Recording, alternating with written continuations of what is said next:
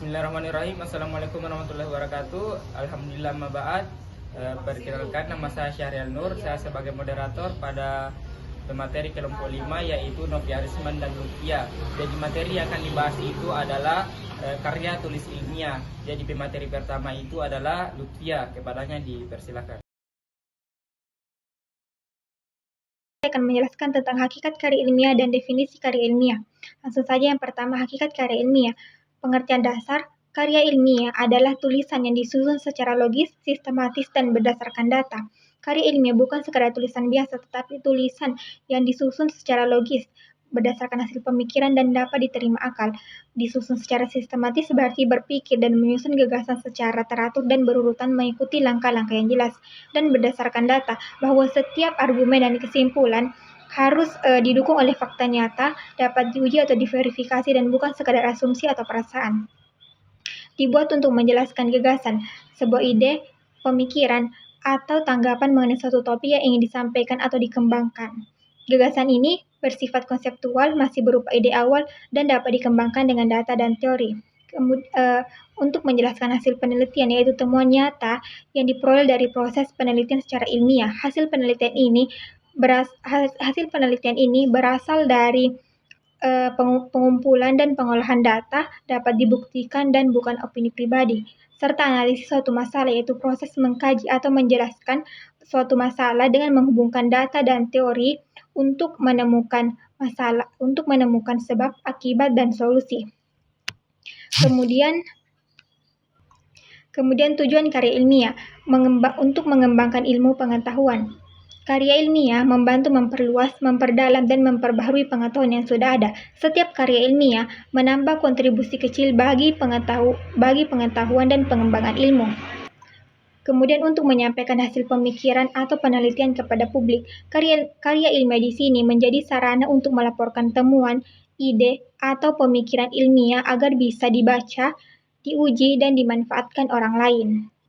Nah, yang kedua, definisi karya ilmiah. Definisi yang pertama yaitu tulisan yang memaparkan hasil penelitian atau kajian berdasarkan kaidah ilmiah. Karya ilmiah dipaparkan berdasarkan hasil pemikiran atau penelitian yang mengikuti kaidah ilmiah, di mana kaidah ilmiah menggunakan bahasa baku dan digunakan untuk menyampaikan pengetahuan secara objektif, logis, dan sistematis. Berisi fakta, data, teori, dan analisis yang dapat dipertanggungjawabkan. Karya ilmiah bukan sekadar pendapat pribadi, tetapi hasil pemikiran rasional yang didukung oleh bukti dan teori sehingga dapat dipercaya dan dapat dijadikan rujukan akademik. Nah, kemudian bentuk-bentuk karya ilmiah yang pertama adalah makalah, yaitu karya tulis ilmiah yang membahas tentang kajian teori atau data tentang suatu topik. Kemudian paper, ringkasan materi tentang kuliah atau ceramah. Skripsi, karya ilmiah mahasiswa semester 1 sebagai syarat kelulusan. Kemudian keempat yaitu tesis, karya ilmiah mahasiswa semester 2 yang menunjukkan kemampuan penelitian lebih mendalam. Kemudian yang kelima adalah disertasi, karya ilmiah mahasiswa semester 3 yang menunjukkan hasil penelitian yang lebih orisinal. Kemudian artikel ilmiah adalah tulisan yang membahas tentang hasil penelitian atau kajian ilmiah yang dipublikasikan untuk jurnal atau seminar. Kemudian laporan penelitian adalah dokumen lengkap yang membahas semua proses dari awal hingga akhir dari hasil penelitian tersebut. Nah, yang terakhir adalah definisi karya ilmiah. Jenis karangan berdasarkan bobot ilmiah. Skripsi, tesis, disertasi, dan laporan penelitian masuk ke dalam karya ilmiah yang sepenuhnya mengikuti kaidah ilmiah dan berdasarkan hasil pemikiran, data yang dapat diuji, teori yang jelas, dan metode penelitian yang sistematis. Kemudian artikel, opini, dan editorial masuk ke dalam semi ilmiah, yaitu tulisan yang berdasarkan fakta dan logika, tetapi gaya penyampaiannya lebih bebas, tidak seformal karya ilmiah. Tujuannya untuk menyampaikan informasi yang benar, tetapi tetap mudah dipahami. Kemudian cerpen, novel, dan dongeng masuk ke dalam non-ilmiah, yaitu data yang tidak didasarkan pada data ilmiah, melainkan pada opini pribadi, perasaan, imajinasi, dan hiburan. Sekian pembahasan atau materi yang bisa saya paparkan. Jadi itulah tadi materi pertama yang dibahas dan yang selanjutnya akan dilanjut oleh Saudari Novi Harisman. Baik, terima kasih moderator atas kesempatan yang telah diberikan. Tadi pemateri pertama sudah menjelaskan terkait pengertian karya ilmiah dan juga hakikat karya ilmiah. Jadi di sini saya akan membahas mengenai materi jenis-jenis karya ilmiah.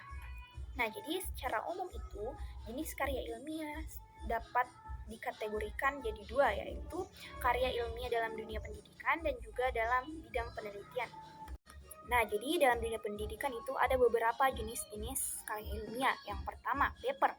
Paper merupakan tulisan ilmiah sederhana yang biasanya digunakan untuk merangkum materi perkuliahan atau hasil kajian singkat. Kemudian selanjutnya ada praskripsi. Nah, praskripsi ini merupakan program mahasiswa diploma 3 sebagai syarat untuk memperoleh gelar sarjana muda atau biasa disebut, yang isinya meliputi pendahuluan, gambaran umum objek penelitian, analisis data, dan yang terakhir penutup. Kemudian skripsi.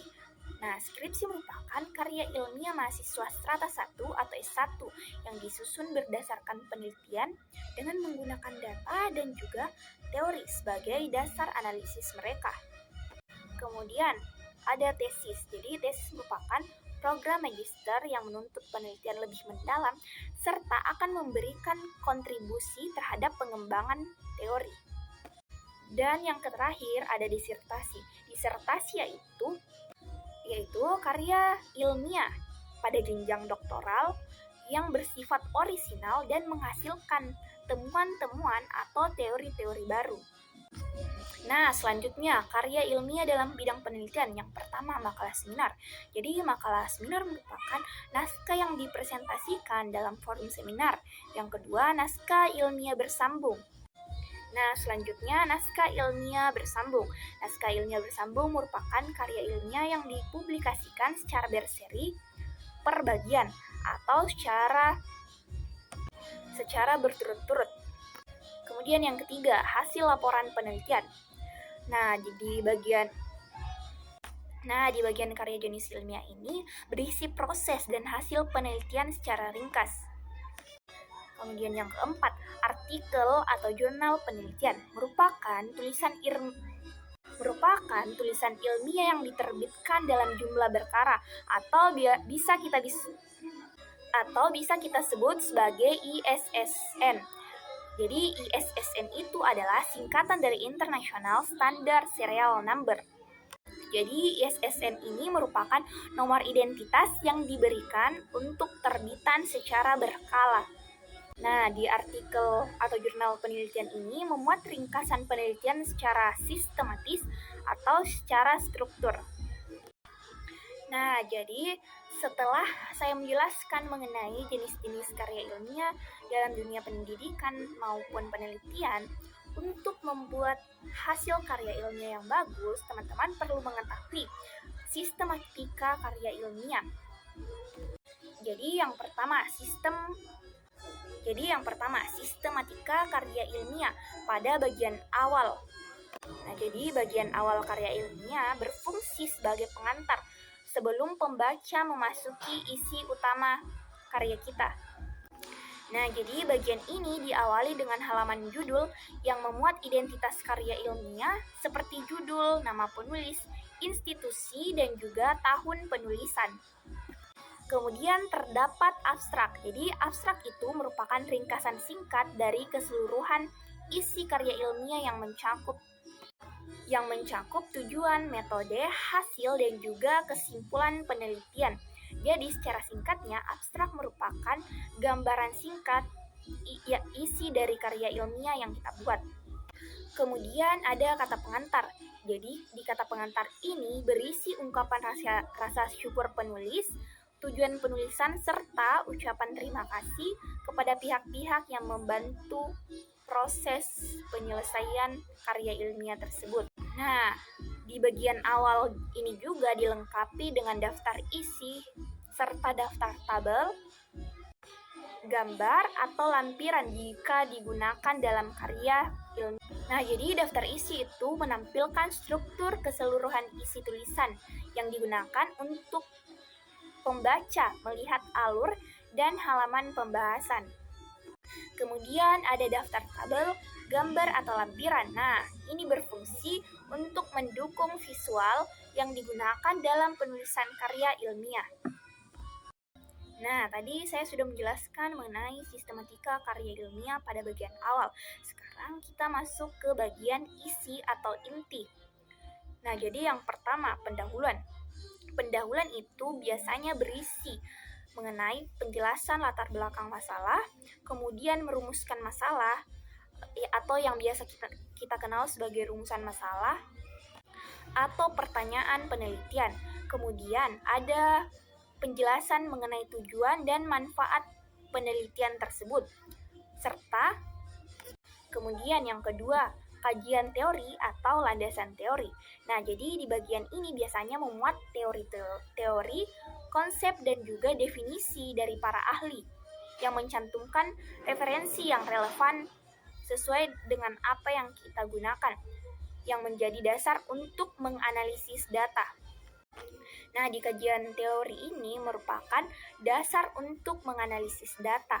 Kemudian yang ketiga, metode penelitian. Nah, di metode penelitian ini biasanya menjelaskan mengenai jenis penelitian atau pendekatan penelitian yang digunakan. Bisa berupa kualitatif dan juga kuantitatif.